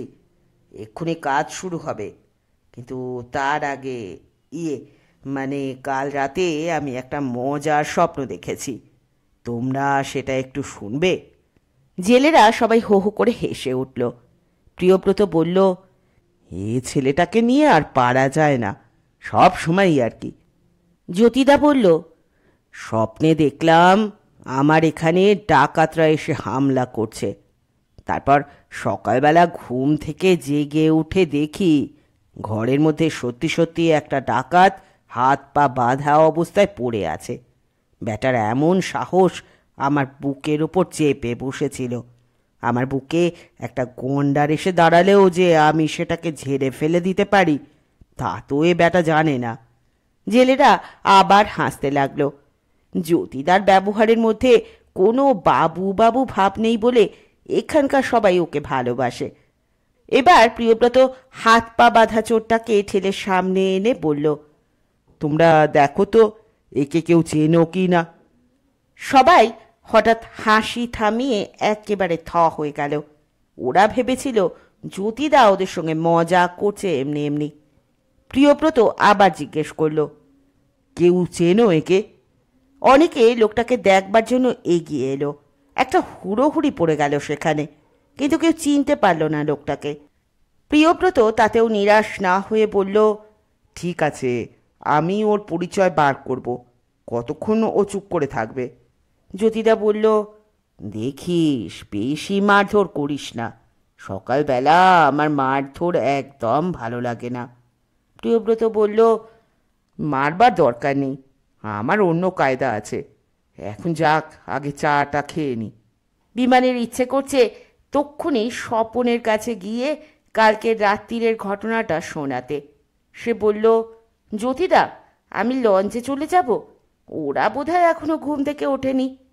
জ্যোতিদা বলল, তুই একা চিনে যেতে পারবি?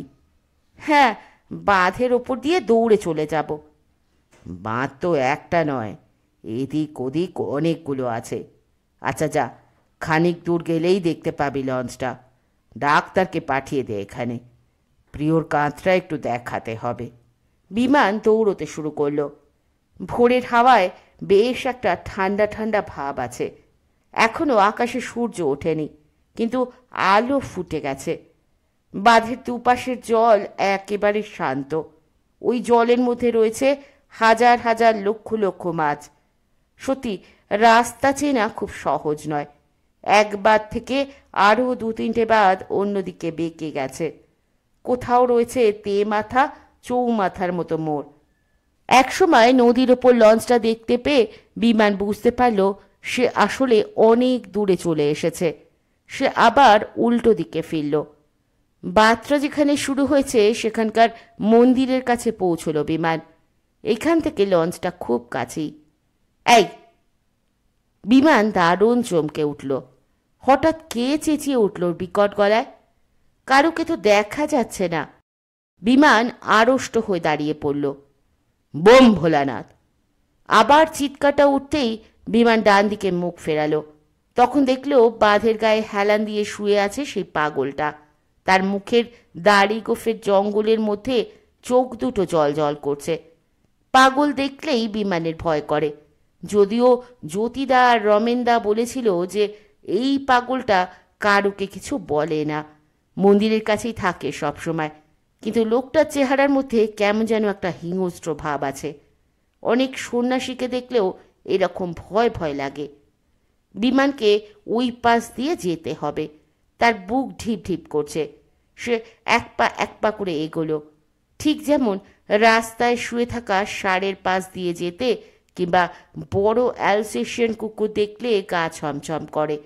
বিমানেরও সেরকম হতে লাগলো, কিন্তু পাগলটা অবশ্য তাকে আর কিছু বলল না। ওকে পেরিয়ে গিয়েই বিমান এক ছুট লাগালো। ডাঙা থেকে লঞ্চে ওঠার কাঠের সিঁড়িটা তুলে রাখা হয়েছে। বিমান উঠতে পারবে না। লঞ্চে কারোর এখনো ঘুম ভাঙেনি মনে হয়। স্বপন তো দারুণ ঘুম কাতুরে। বিমান চিৎকার করে ডাকল, সারেং সাহেব, ও সারেং সাহেব!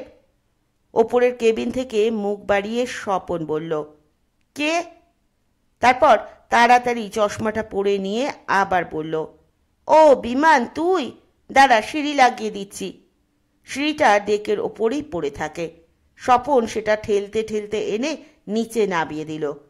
ওপরে উঠে এসেই বিমান বলল, কাল রাত্রিরে কি সাংঘাতিক ব্যাপার হয়েছে। স্বপন বলল, তুই জানলি কি করে? বিমান দারুণ অবাক হয়ে গেল। আবার স্বপন কি বলছে? বিমান তো জানবেই, স্বপনই বরং কিছু জানে না। বিমান বলল, তার মানে? স্বপন বলল, তুই এর মধ্যেই জানলি কি করে কাল রাত্রিরে আমাদের এখানে সাংঘাতিক ব্যাপার হয়ে গেছে? দুজনে দুজনের মুখের দিকে একটুক্ষণ চুপ করে চেয়ে রইল। তারপর স্বপনই প্রথম বলল, কাল রাত্রিরে আমাদের এখানে একজন কেউ এসেছিল। সে কঙ্কালের মতন, কিন্তু গায়ে মাংস আছে। বিমান বলল, একই দলের? কোন দলের? বলছি, তোরটা আগে শেষ কর। নিচের তলায় ডাক্তারবাবুরা শুয়েছিলেন, আমি আর রমেনদা ওপরের কেবিনে। ডাক্তারবাবু হঠাৎ চোখ মেলে দেখলেন তার কাছে ওই কঙ্কালের মতন জিনিসটা দাঁড়িয়ে। উনি ভয় পেয়ে চেঁচিয়ে উঠলেন। ডাক্তাররাও কঙ্কাল দেখে ভয় পায়? হঠাৎ ঘুম ভেঙে চোখের সামনে দেখলে ভয় পাবে না? সবাই ভয় পাবে। তারপর কি হলো? ডাক্তারবাবু চেঁচিয়ে উঠতেই সেটা যেন সঙ্গে সঙ্গে অদৃশ্য হয়ে গেল। আমরা সবাই ছুটে গেলাম, কেউ দেখতে পেলাম না। অনেক খোঁজাখুঁজি হলো। তখন আমরা ভেবেছিলাম যে ডাক্তারবাবু বোধহয় ভুল দেখেছেন চোখে, কিংবা স্বপ্নে ভয় পেয়েছেন। তারপর সবাই আবার শুয়ে পড়ল। আমি আর রমেনদা উপরে এসে আমাদের কেবিনে ঢুকে আলো নিভিয়ে দিয়েছি। হঠাৎ একসময় দেখি আমাদের খাটের সামনে সে দাঁড়িয়ে আছে। আমি রমেনদা বলে চেঁচিয়ে উঠলাম। তুই ভয় পাসনি? সত্যি কথা বলতে কি, প্রথমটায় বেশ ভয় পেয়েছিলাম, নিঃশ্বাস যেন বন্ধ হয়ে যাচ্ছিল।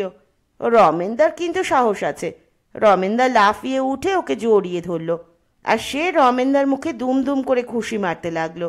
আমি তখন রমেনদাকে সাহায্য করতে গেলাম। ওর গাটা কেমন চটচটে, মনে হয় যেন খুব তেল মাখানো, ধরলেই পিছলে যায়। চোরেরা ওই রকম তেল মেখে আসে। আমরা ধরে রাখতে পারলাম না, লোকটা পিছলে বেরিয়ে গেল। আমরা তাড়া করে গেলাম। তারপর লোকটা কি করলো জানিস? সোজা জলে লাফিয়ে পড়ল। পাড়ের দিকে নয়, লঞ্চের ওপাশে, নদীর গভীর জলের দিকে। আমরা ঝপ করে আওয়াজ শুনলাম, কিন্তু তারপর আর লোকটাকে দেখা গেল না। আমরা টর্চ ফেলে লঞ্চের সার্চ লাইট ঘুরিয়ে ঘুরিয়ে অনেক খুঁজলাম, তার কোনো চিহ্নই নেই। লোকটা যতই ভালো সাঁতার জানুক, একবার দুবার তো ভেসে উঠবেই। সেই জন্যই সন্দেহ হচ্ছে লোকটা মানুষ না ভূত। মানুষই, মুখোশ পড়েছিল। আমাদের ওখানে ওরকম অন্তত 3 জন এসেছিল কাল রাত্রে, তার বেশিও হতে পারে। যা! হ্যাঁ রে, ওদের সঙ্গে বন্দুক ছিল, ওরা গুলি চালালো। জ্যোতিদাও গুলি চালিয়ে উত্তর দিয়েছে, আমার একটুর জন্য লাগেনি। স্বপন মুখখানা বিকৃত করে বলল, অমনি গুলি চালাতে শুরু করলি? আমাদের এখানে একটা চোর এসেছিল বলে তোদের ওখানে 3টে চোর আসতে হবে? তারা আবার গুলি চালায়? বিমান বলল, সত্যি বলছি, তুই বিশ্বাস করছিস না? আমাদের ওখানে অনেক বেশি সিরিয়াস ব্যাপার হয়েছে। সব সময় আমি যা দেখব তুই তার চেয়ে বেশি দেখবি, তাই না? একটা ডাকাতকে বেঁধে রাখা হয়েছে, তুই এখনো গিয়ে দেখে আসতে পারিস। তুই আমার সঙ্গে ইয়ার্কি করছিস বিমান? আরে কি মুশকিল! এই সময় রমেন বেরিয়ে এসে বলল, কি হয়েছে রে? বিমান বলল, ডাক্তারবাবুকে শিগগির ডাকো, প্রিয়দার কাঁধে গুলি লেগেছে। রমেন দারুণ ঘাবড়ে গিয়ে বলল, সে কি করে লাগলো? কাল রাতে ডাকাত এসেছিল। স্বপন তক্ষুনি কাঠের সিঁড়ি দিয়ে পাড়ে নেমে গিয়ে দৌড়তে দৌড়তে বলল, আমি দেখতে যাচ্ছি।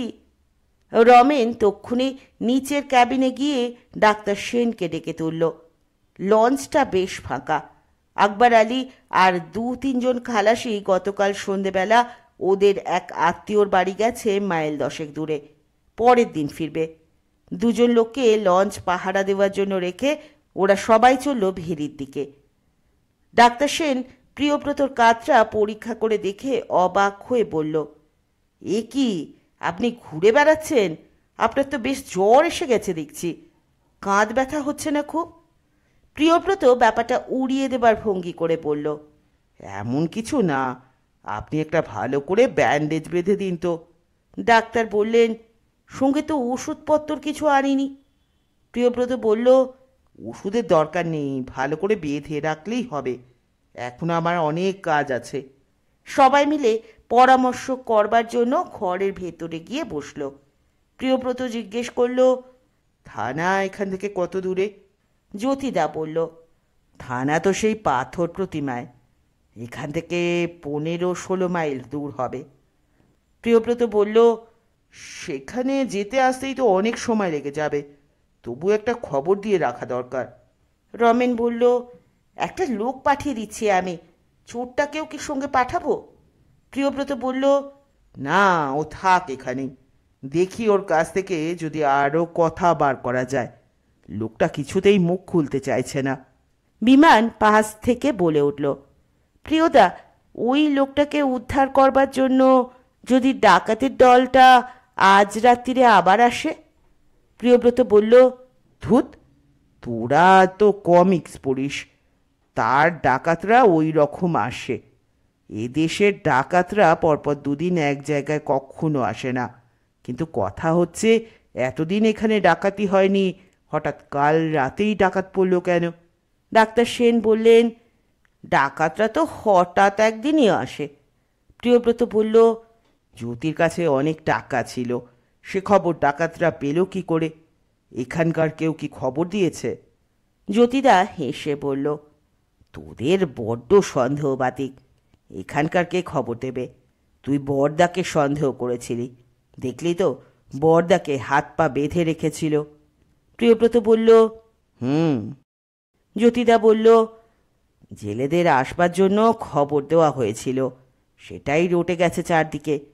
অতগুলো জেলেকে টাকা দিতে হবে, সুতরাং আমার কাছে বেশি টাকা থাকবেই। প্রিয়ব্রত বলল, আর একটা কথা, তোর এখানে যারা রাত্রিরে পাহারা দেয়, কাল গোলাগুলির শব্দ শুনেও কেউ এলো না কেন? জ্যোতিদা বলল, তারা থাকে 1.5-2 মাইল অন্তর অন্তর, হয়তো শব্দ শুনতে পায়নি। প্রিয়ব্রত বলল, এইরকম ফাঁকা জায়গাতেও শব্দ শুনতে পাবে না? আর ডাকাত এলেও যদি তারা টের না পায়, তাহলে তাদের পাহারা দেওয়ার মানে কি? ওদের সঙ্গে একবার কথা বলতে হবে। আকবর আলী আর অন্য লোকজন কাল রাত্রে লঞ্চে ছিল না কেন? জ্যোতিদা বলল, এখানে আকবরের চাচার বাড়ি, প্রত্যেকবারই ওরা ছুটি নিয়ে যায়। এটাও অস্বাভাবিক কিছু নয়। দেখিস, ওই ডাকাতরা আর ভয়ে কখনো এদিকে আসবে না। রমেন জিজ্ঞেস করল, চোরটার কাছ থেকে কোনো খবর পাওয়া গেল? প্রিয়ব্রত বলল, লোকটা বিশেষ কিছু বলতে চাইছে না। জ্যোতিদা বলল, তুই পারলি না? দেখবি ওর কাছ থেকে কিভাবে কথা আদায় করতে হয়। আয় দেখাচ্ছি। লোকটা ঘরের বাইরে দেওয়ালে ঠেস দিয়ে বসে আছে। পা দুটো বাঁধা থাকলেও হাত দুটো খুলে দেওয়া হয়েছে।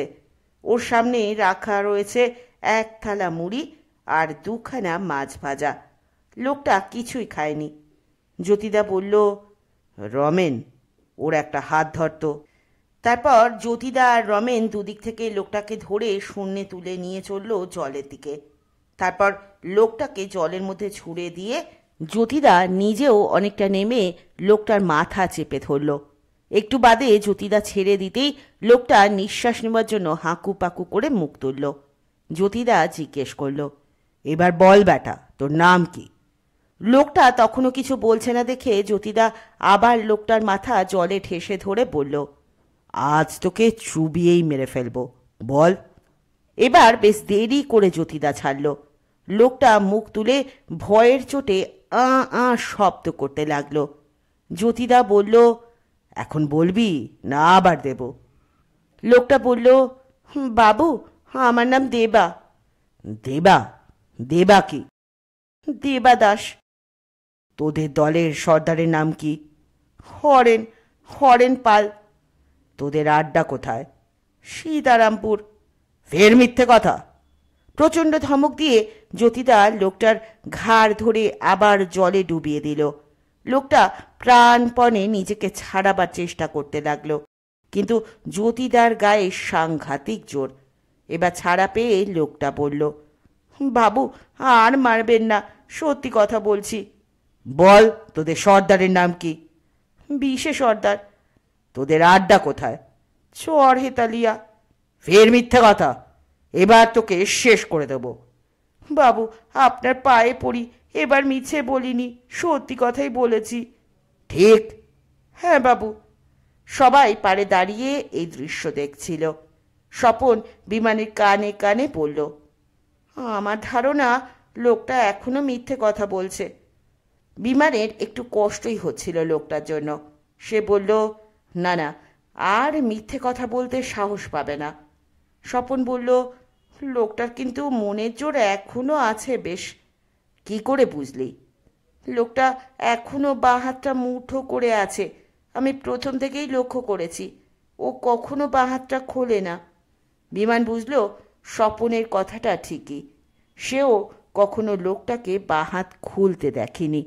কথাটা সে প্রিয়ব্রতকে জানালো। জ্যোতিদা লোকটার ঘাড় ধরে ওপরে টেনে তুলেছে তখন। প্রিয়ব্রত এগিয়ে গিয়ে বলল, এই তোর বাঁ হাতটা খুলতো। লোকটা তাড়াতাড়ি হাতটাকে পেছনে নিয়ে গেল। প্রিয়ব্রত বলল, ও বাঁ হাতটা খোলে না কেন সেটা দেখতে হবে। জ্যোতিদা বলল, এই তোর হাতটা দেখাবি না আবার জলে চোবাবো? নিজেই জ্যোতিদা লোকটার হাতটা টেনে এনে এমন চিমটি কাটল যে লোকটা অমনি হাতটা খুলে ফেলল। লোকটার বাঁ হাতের পাতায় একটা লম্বা কালো দাগ, মনে হয় যেন পুড়ে গিয়েছিল। জ্যোতিদা হেসে বলল, এই ব্যাপারটা কি বুঝলি না তোরা? এ একটা দাগি চোর, আগে কোনো জায়গায় ধরা পড়েছিল, তারা খুন্তি পুড়িয়ে ছ্যাঁকা দিয়ে দিয়েছে। তাহলে ডান হাতটায়ও আমরা ছ্যাঁকা দিয়ে দিই। লোকটা হাউমাউ করে কেঁদে উঠে বলল, বাবু দয়া করো না, আর কোনো দিনও করবো না, আপনার পায়ে ধরছি। জ্যোতিদা বলল, ঠিক আছে যা, তোকে ছেড়ে দিলাম, ফের এদিকে এলে একেবারে জানে মেরে দেব। প্রিয়ব্রত বলল, ওকে ছেড়ে দিচ্ছিস? জ্যোতিদা বলল, আর ধরে রেখে কি হবে, যাক ও বাড়ি গিয়ে একটু ঘুমুক। এই তোদের সর্দারকে বলিস, ফের যদি আমার ভেড়িতে পা দেয় তাহলে একেবারে ঝাড়ে বংশে উচ্ছন্ন করে দেব। যা ভাগ। লোকটা তখনও বিশ্বাস করতে পারছে না, হতবম্ব হয়ে দাঁড়িয়ে আছে। জ্যোতিদা বলল, আবার দেরি করছিস?